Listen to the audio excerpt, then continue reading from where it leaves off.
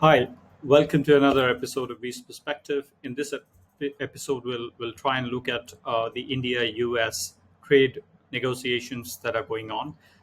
There have been several rounds. The most recent being when Commerce Minister Piyush Goyal visited Washington D.C. in May last month and held talks with U.S. counterpart, and that is being complemented by another visit by U.S. delegation um, to India in the first week of June. So it's important things are moving critically, critically and at a rapid pace in terms of, and if that's reflective of a certain sentiment within the United States and India in terms of closing a deal, I think that's positive. Given the fact that the negotiations from both sides have been called positive, it also gives a sense of the possibility of a certain nature of deal being worked up behind the scenes. Now, if you go to the nitty gritties of uh, the the deal itself, not much is out. Of course, a lot of negotiations are going on behind the curtains for obvious reasons, but I think there are certain sectors that could point us in certain directions. One is, of course, the automobile component sector, which is important.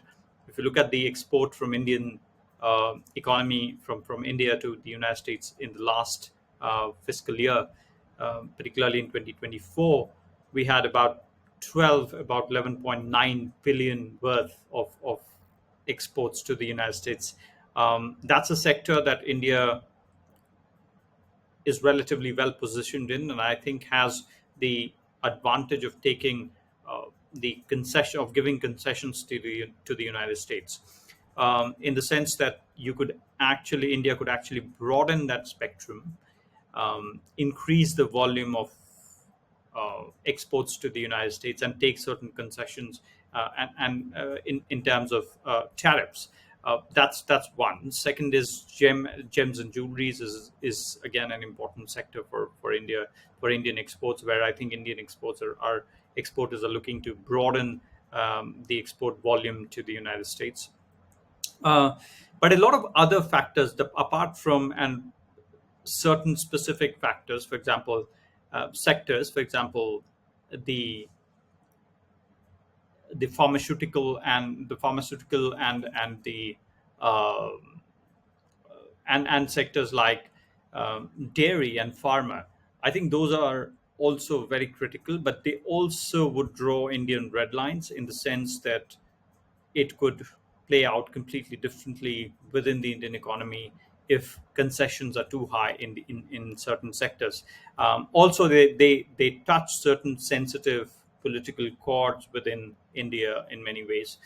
For example, the issue of farmers' protests, the issue of MSP, and recently the MSP for Kharif crops were finalized by the cabinet, by the government in India. I think those will also be important considerations going into these negotiations, because essentially you're protecting your interests.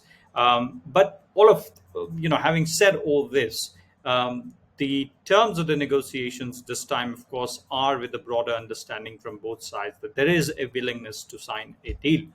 Particularly from India's standpoint, the willingness that India can be more accommodative, can be more conciliatory this time to the United States, because we are a growing economy, one of the largest economies of the world now, has the capacity to really absorb some of the shock effects by giving concessions, and in turn benefiting from other factors. And I think that is where India's main focus will be. That even if, let's say, the trade surplus that India has with the United States, which is in the last year, it was 44 point something billion, close to 45 billion. So if you have a 45 billion trade surplus with America, and that's you may be prepared, India may be prepared to bring that down to, let's say, even half of what that concession means. But I think the essential strategy for India would be to make up for that 25 or 20 odd billion of revenue loss through trade concessions to the United States, through tariff concessions to the United States in other sectors. If you go back to India-US joint statement, it clearly mentions that India and the US will look for avenues to collaborate between companies of the two countries, the startups of the two countries, but more importantly, investments in each other's country. And I think that's important in an age where we are talking about make America great again and self-reliant India. I think those two narratives may appear very contradictory to each other, but it's essentially, when it comes down to paper, I think there is larger consensus on the idea of investing in each other's um, in each other's territory. Now, how this will work out remains to be seen, but broadly, the idea that a continuity in India-US strategic partnership, including trade and economy. Remember that India is one of the largest defense importers from the US. All of that um, being taken into account, there will be other ways in which those concessions that India may have to give to the United States under the pressures from Donald Trump will have to be made in other sectors as well.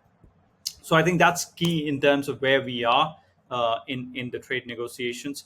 Now, in terms of deadline, I think the next visit in June of the U.S. delegation here will be critical in terms of finalizing the last few legs of the first phase of these negotiations. I think broadly these are at least three-phase negotiations to my mind. First is when you're looking for a deal before July 9th, because July 9th is the deadline when the 90-day period uh, that Donald Trump announced will end, and therefore the Liberation Day tariffs will kick in, which means various other sectors all across the world, countries from all across the world will face more tariff than before. So I think the first idea is to sort of avoid that, and therefore a workable deal, a low hanging fruit deal, will be something that India and the US will be looking at. The second is, of course, a broader consideration of the sectors that the two countries have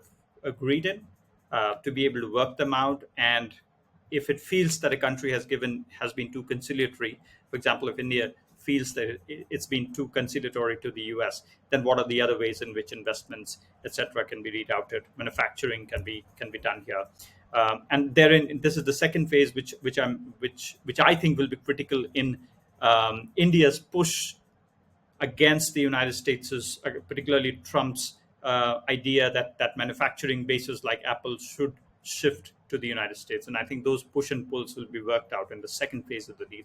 And the third is, of course, the long-term deal, where I think I look at the arc ending in 2026, around the midterms, or a little later than that, or a little before that, where I think a full-fledged deal can be worked out um, if it's possible. But all that depends on the terms and the negotiations that are reached in the first phase of the deal. So we are eagerly waiting for an announcement of a certain kind before July 9th. Let me stop there on this episode, which is talking, in which we have discussed India-US trade negotiations. Thank you.